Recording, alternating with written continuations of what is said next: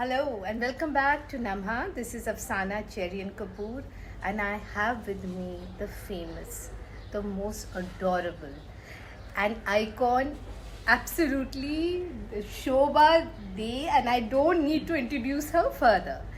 So Shobhaa, tell me, why do you think mental health is still considered a taboo in our society, where right now we are seeing it everywhere? Yes.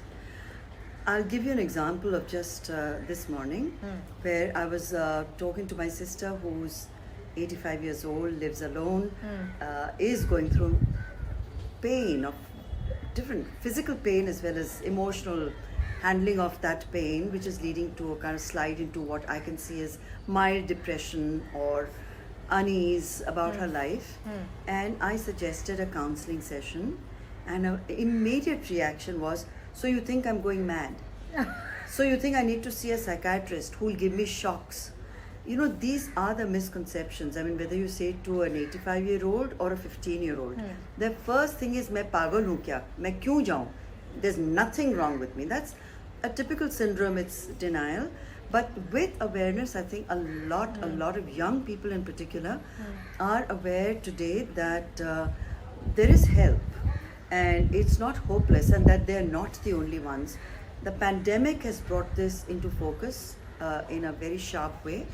My own daughter has dealt with depression during the pandemic, and there was no question that we were going to say, "Everything's fine, darling. It's okay. It's all about the pandemic." And the minute things come back to normal, you'll be feeling just fine, because that isn't so. So we did seek help, and I'm glad that we did. And I'm glad that she's off meds, because she was having panic attacks, anxiety attacks, and it was a matter of great concern to the whole family, to myself and my husband. But we were parents who are probably better informed than a lot of parents of this generation, who would have thought that, "Oh, the girl is doing for attention, she's making excuses, she's not ready to take charge of her own life." But that's not so. Sometimes there can be extraneous circumstances and reasons which a young person finds unable to cope with that kind of pressure. So I have lived with someone who has been seeking help, and with all my support, I have tried my best to pull her out of it, and glad to tell you that she's almost 90% out of it. But I know what it's like to live with anxiety, and to live with someone who's also feeling so diminished and constantly wondering, is something wrong with me?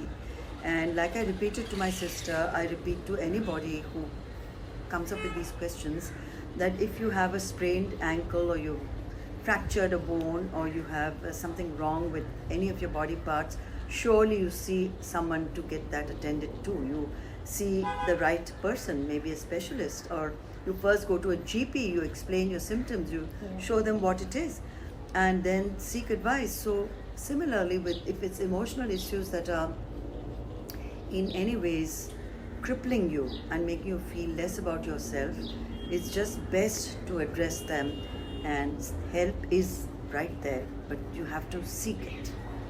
Thank you, Shobhaa. And for any further questions, please feel free to contact us at our email.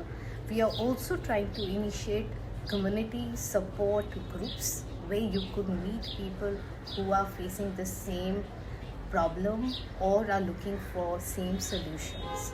So please help us to help you. Thank you. Namaha.